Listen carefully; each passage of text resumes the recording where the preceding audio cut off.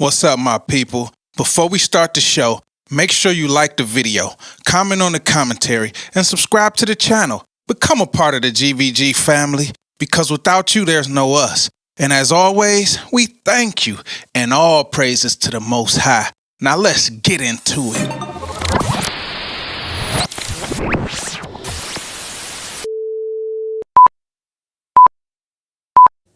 Yeah, what's up, everybody? It's your boy Hally back again, Gvg Podcast, Detroit representative to the day that I die, East Side in the building, Monster Gang, and all that good stuff. You know how we do, man. Let's get into it.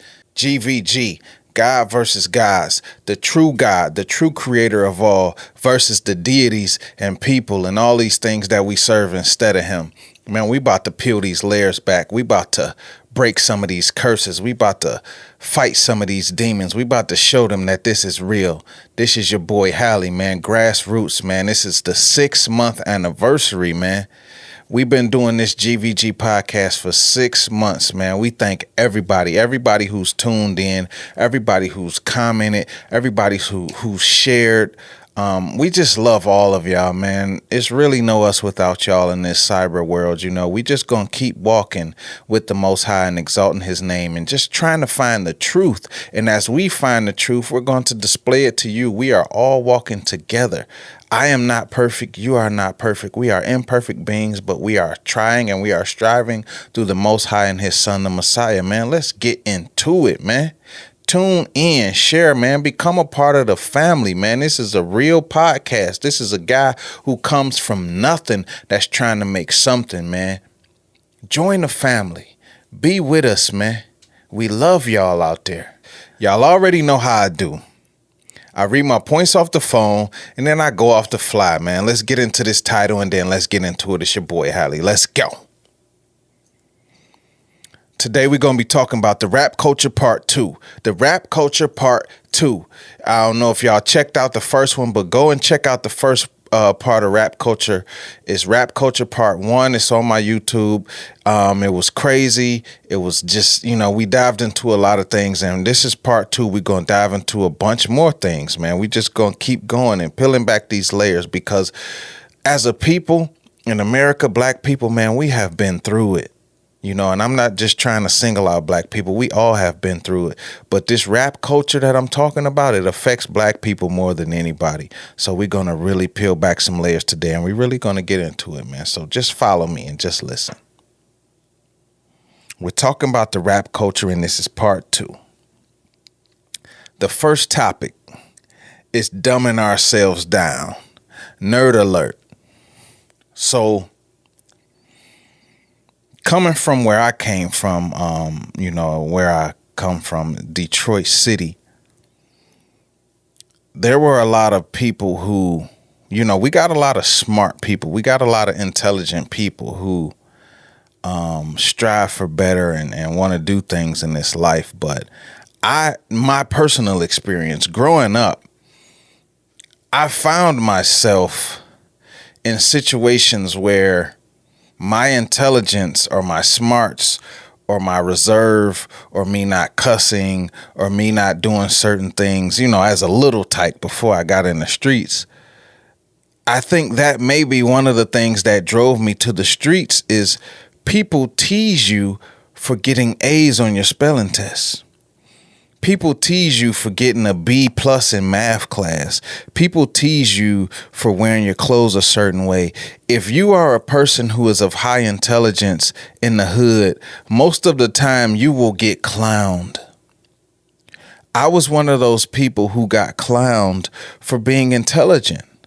I was one of those people who got clowned for going the extra mile and doing extra credit and trying to be this guy, but it turns you into a different type of monster. Because now when you come around these people, you're saying, I can't act like I'm smart. I can't act like I'm intelligent. I got to put myself in a category with everyone else. So growing up, there were plenty of times that I dumbed myself down just to be a part of the group. Just so I wouldn't stick out like a sore thumb and have people talking to me in a way where they're like, oh, you trying to be smart and you trying to be intelligent and you trying to be this person. Now, on the surface, it seems Ridiculous. But peer pressure is something that really affects us in our mind and in our spirit. You want to belong. On your street, in your neighborhood, in your school, wherever you go, the Boys and Girls Club, the YMCA, whatever you want to say, we all want to belong. And when you go out in the streets, you realize that getting an A on your test does nothing for street smarts. So a lot of people's dreams have been broken or deferred or deterred based on someone else saying, you too smart for us and we're going to clown you for that. I remember one of my first jobs I got was at the movies, at the Dollar Show. And a few of the gang members that I was with when I was in a gang, they came up to the movie theater and they clowned me so bad that within the next week I quit the job. I was out here trying to better myself. I was out here trying to do things that would take me up another level, and I fell to the peer pressure. They were laughing at me and laughing at my outfit and laughing at me picking up popcorn and laughing at me trying to be this different person than they knew that they thought that I was. And it affected me so bad that I quit the job. I stopped getting the money. I stopped wearing the outfit. I stopped having the fun that I had. That job, that was a fun job. And I let the peer pressure get to me. I let the gang members get to me, and I quit. So that first point that I'm talking about, this is really a big thing.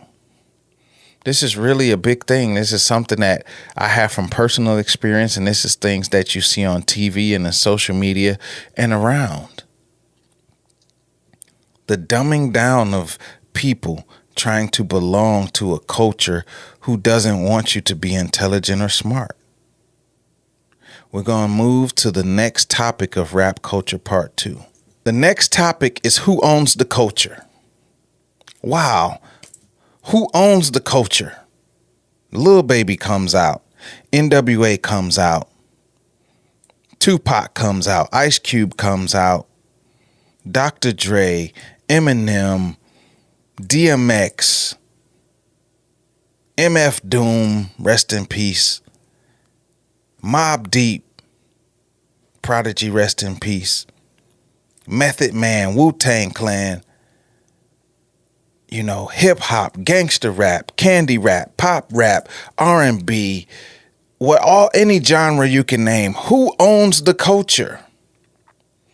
Who is the person signing the checks? Who is the person that owns the masters? Who is the person that is pushing out this music? Who are the people? That's one thing that we never look at. We blame the rappers. I'm a victim of this myself. I blame the rappers for so long, not realizing that there is someone above them who approves all of this music and who actually puts this music out. Who actually puts this music out? Who pays for the studio time? Who pays for the mastering and mixing? Who pays for all of these tours? Now, don't get me wrong. The musician, the artist will pay for this in the end. But who brings all of these things together? Who gets the writers? Who gets the producers? Who gets the marketing? Who gets the promo? Who gets all of these things together so that this perfect storm can brew so Lil Durk can come out? Who is behind Doja Cat and Cardi B and Megan Thee Stallion and going back to the old days, the NWAs, the Too Shorts, the E40s? Who is the engine behind these people getting them out there? A question that most of us never ask. Who are the Jerrys of the world, the Clives of the world? The Iveens of the world. They may not be the ones who own it, but they are definitely playing a part. They are playing their position. So this is a question that is open-ended. I want you to go home and do your own research. I want you to look up who owns the rap culture, who owns all of these record labels, who owns all of these masters, who owns the video, who owns the collaborative people who are bringing all of these things out. We blame the rappers because that's all that we see, but we don't understand that there is a hidden hand behind all of this. There is someone who is pushing murder, death, kill, pregnancy, sex, anger, hate, all these different things. There is someone who is pushing this. There is someone who is saying it's cool to hate the police. There's someone who is saying it's cool to hate your brother and set him up. There is someone who is saying it is cool to live this ghetto, this street life, this poverty-stricken life. There's someone behind it. They're called the hidden hand. You call them the elites, you call them Illuminati, you call them all of these different things. But at the end of the day, whoever they are the ones that is pushing the music down your kid's throat. Pause. They are the ones who are shipping the music. They are the ones who own the warehouses. They are the ones who own the digital streaming services. Ask yourself and then do the research and see who owns these companies that are feeding us all of these things that are bringing us down. We're going to go to the next point. The next point of rap culture: birthday fun, drink and smoke. Go on Facebook, go on Instagram, go on TikTok, go on any social media platform, go down the street, go to your cousin's house, go to your mother's house. How many of us, when it's birthday time, we count down the days to say, bro, I'm about to get high as a kite. I'm about to get drunk as a skunk. I'm about to smoke. I'm about to eat edibles. I'm about to drink a fifth. How many of us just get high and drunk? Where did that come from? It don't matter if we can go to Miami for the weekend. We're going to be as high as a kite and as drunk as a skunk. We're going to smoke on the way there. We're going to smoke there, and we're going to smoke on the way back. Our culture, the rap culture, has produced something. It's invisible, but it's visible if you're seeing with a different eye. I always wondered, because I was a victim of smoking and drinking every day, and on my birthday I would pass out from drinking and smoking, but is that all the fun that we can have? I ask myself this question a lot. Why is it that the only way that we can have fun in the hood is by drinking and smoking? Why is that our only version of fun? Why is that our only thing that we want to do?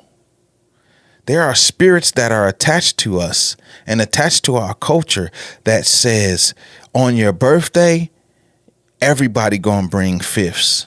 On your birthday, everybody gonna smoke.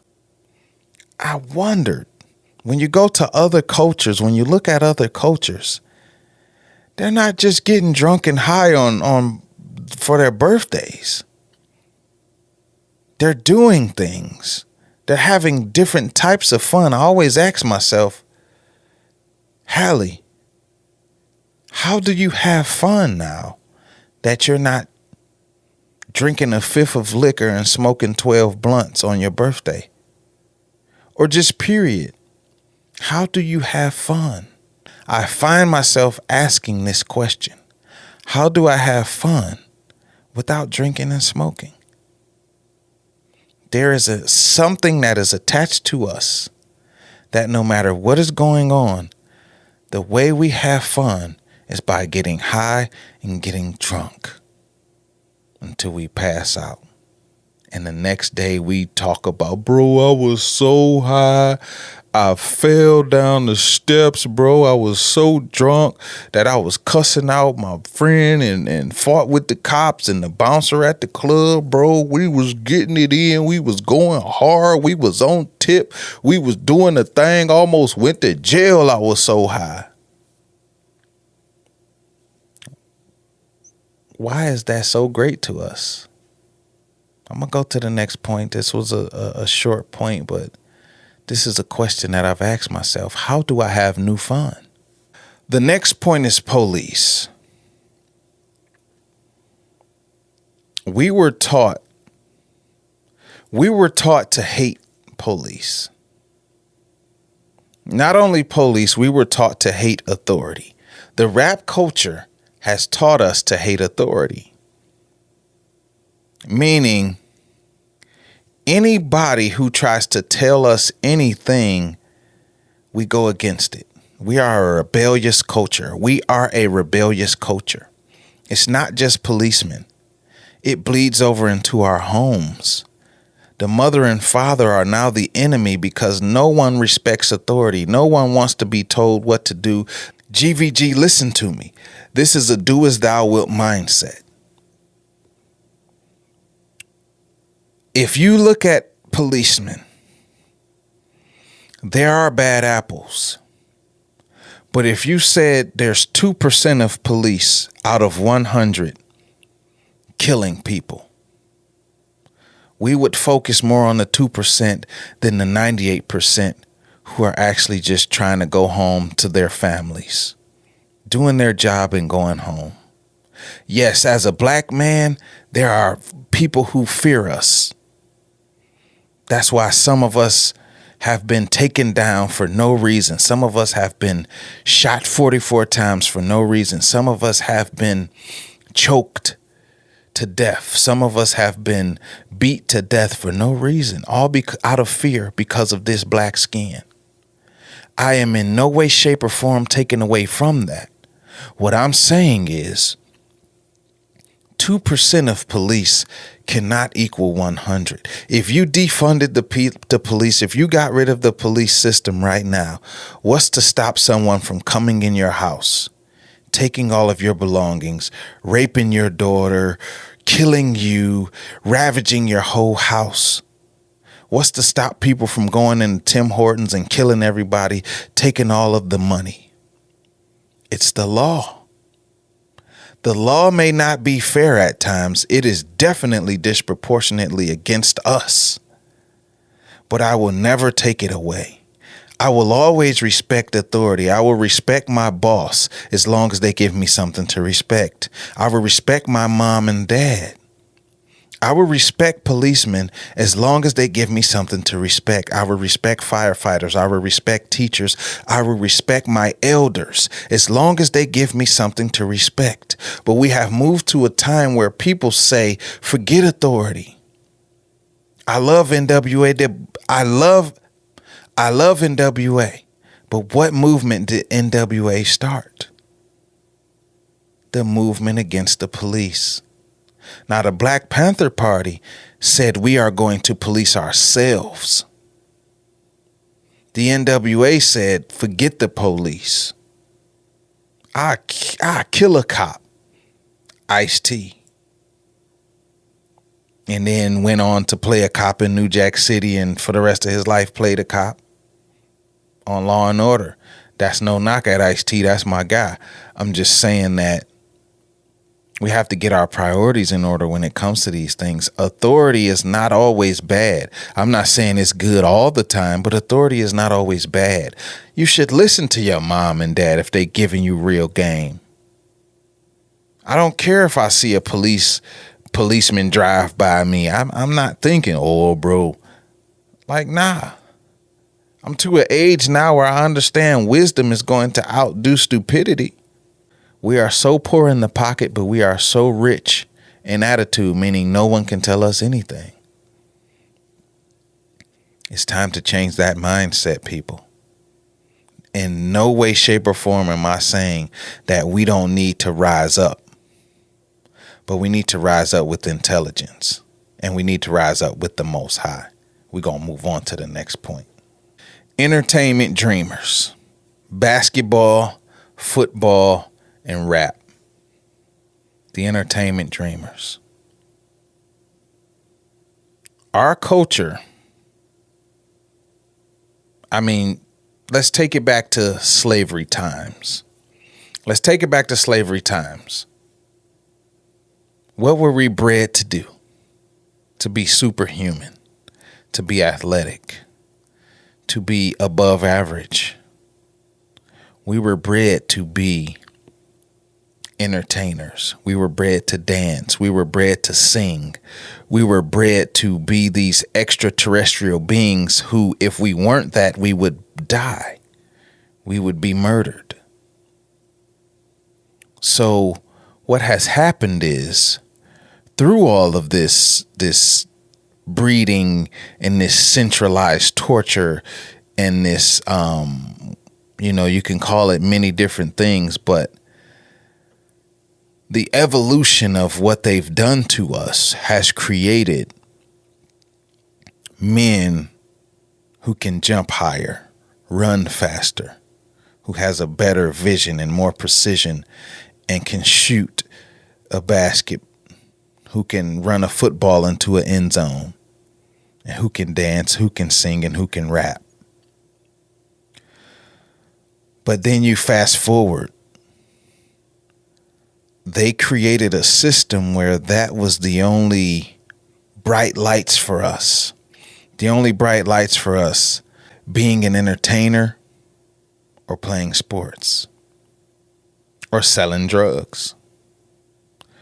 We have never wanted to be 9-to-5 people. We have never wanted to just work a regular job and get a mortgage and pay some stupid car note. We have always said, I want to get it. I want my family to get it. And that was one of the dreams that they had given us. So we live in a world where the African American, the Hebrew, the black man, the Judah, the lost tribe, whatever you want to say, we live in a world now where we say, I want to get it. I want to be famous. I want people to love me because I've been hated my whole life. I want people to respect me because I've been disrespected my whole life. I want to be able to go to the store and buy whatever I want because there was a time when I couldn't buy anything.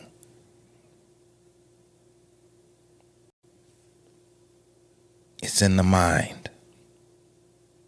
We have been beaten down for so long that we find these avenues, these centralized avenues, and we think that they are easy, but they still can all be taken away with the snap of a finger.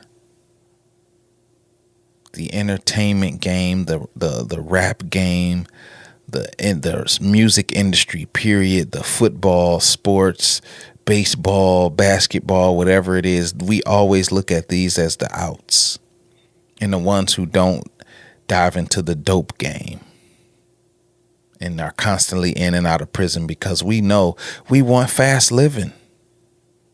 We don't want to pay a car note for 30 years. We don't want to pay a house note for 60 years. We want to buy it off rip and continue to the next point. It's a setup.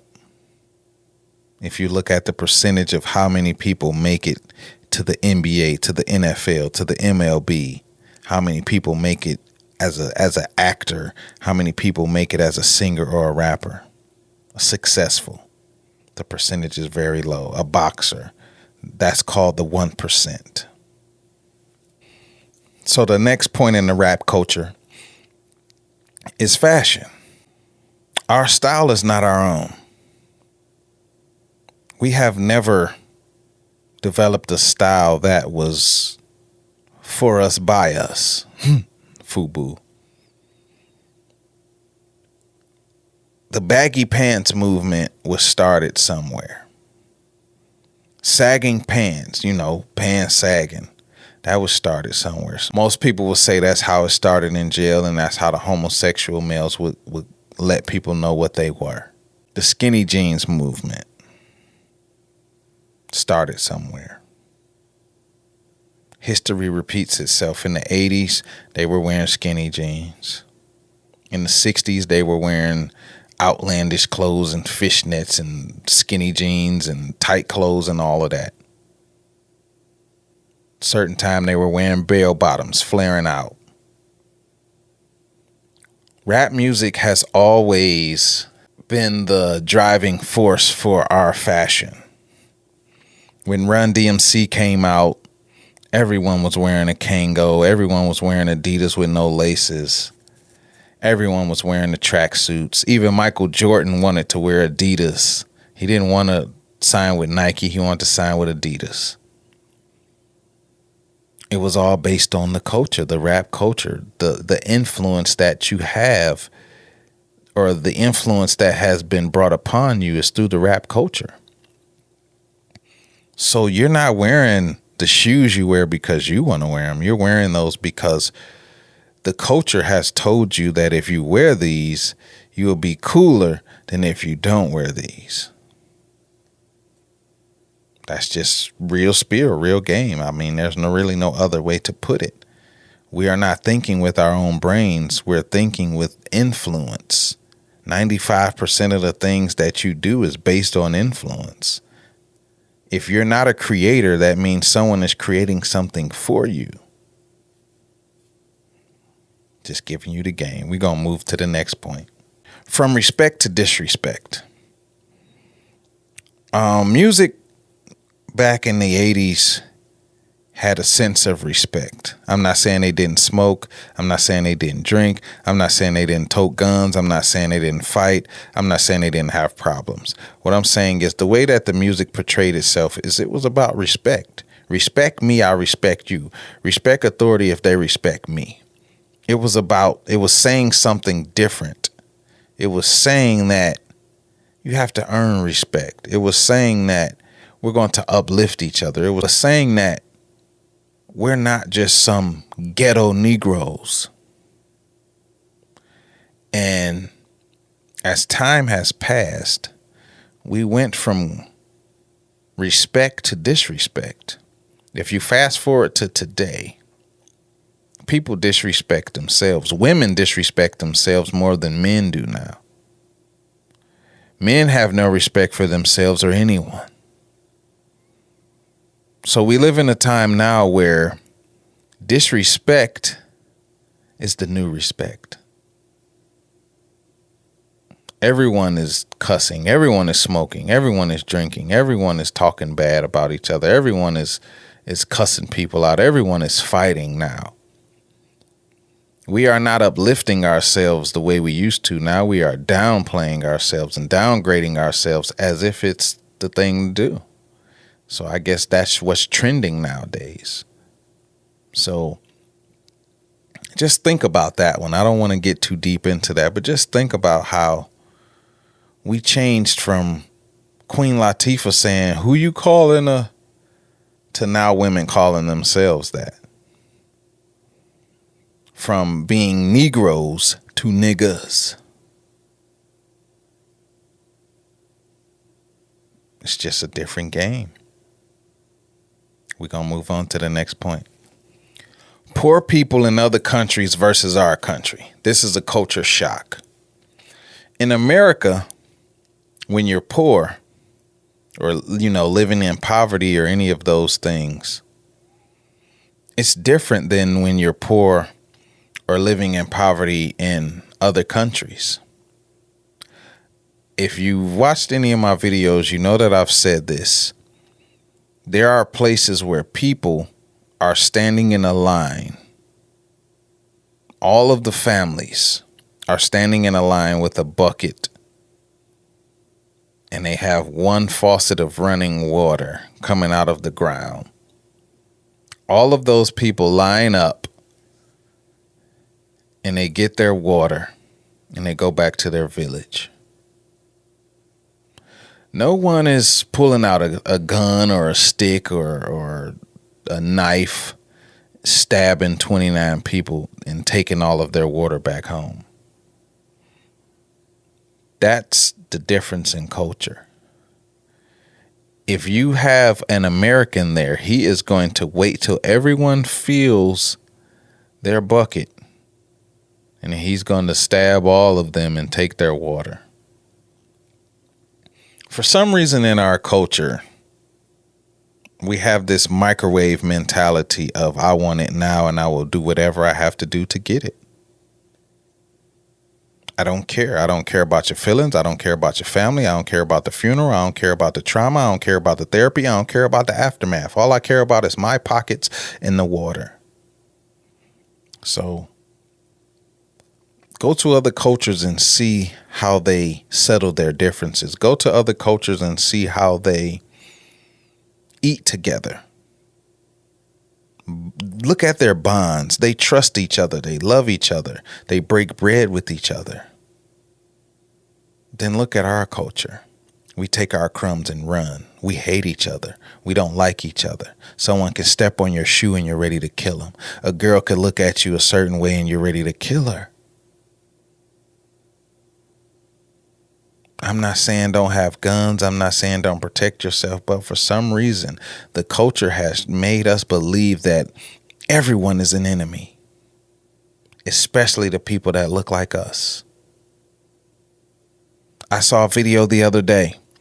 A black woman was fighting a black cop. A black man was fighting a black cop. But you don't fight white cops. There's something about this skin. There's something about how they've trained us to hate our own kind. And it's very sad. We're going to move on to the next point. Help our women and children. Help our women and children. Rap culture has created a baby daddy mentality. Rap culture has created the weekend daddy. Rap culture has created the absent father. Now, I'm not saying that it started it or it's the reason. When I say creation, I'm saying it made it popular. When I'm saying creation, I'm saying that it made it a mainstay. Because we all know that the government and welfare and a host of other things separated the black family. I'm just saying that we took it and ran with it and popularized it. We talk so bad about our baby mothers. We talk so bad about our wives. We talk so bad about the women in our lives. And a lot of us will do things to hurt our children based on what happened with the woman we were with. And definitely vice versa. We know a lot of women will keep children away from the man based on their relationship, and in turn messing up the relationship of their child and messing up the mind of their child, because you need both parents in the home. Or if you're not in the home, you at least need to co-parent. So rap culture has this I don't care, I'll do what I want type of mentality. And men, we are the ones responsible. The Bible said that the man is responsible. The Bible, when the Most High talked to Adam, he said, I'm talking to you. I didn't say that to Eve. I said it to you. I told you to be responsible. I told you to hearken to what I said, not her. So we are the ones responsible. The man is responsible for getting up every day and going to work. The man is responsible for taking care of those bills. The man is responsible for taking care of his children and raising them up.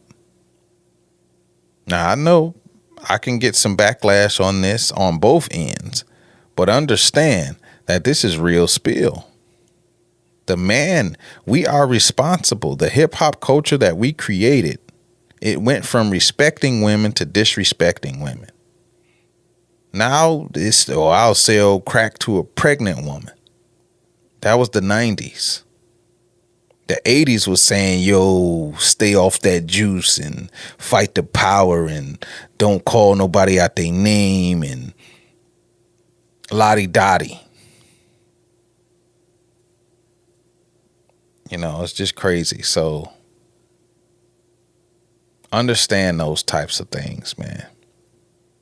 We need to really rise up as men and be responsible fathers, be responsible brothers, be responsible cousins, be responsible uncles, because they need us.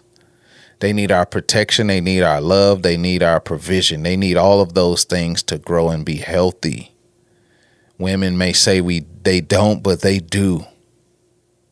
Understand this on today. This your boy Hally, this Gvg Podcast. We slaying those demons. We trying to tell you about this rap culture and how it has burned us and put us in the ground. It has taken us so much from us. I love rap. I'm a rapper myself, but I try to uplift my people. I try to uplift the culture. There are so many people who are taken away from the culture and who are trying to bring it down. Don't fall for the banana in the tailpipe. I love y'all. This your boy Hally, man. Gvg Podcast. It's the 6-month anniversary. We still going to be dropping episodes every Thursday through the pain, through the rain, through all of the stuff we still going to maintain. We love y'all. This your boy Hally, and I'm out. Thank you for being a part of this experience. Gvg appreciates every single one of you. I hope you came away from this video with a little more perspective, patience, understanding, and purpose. So until next time, we on Christ time.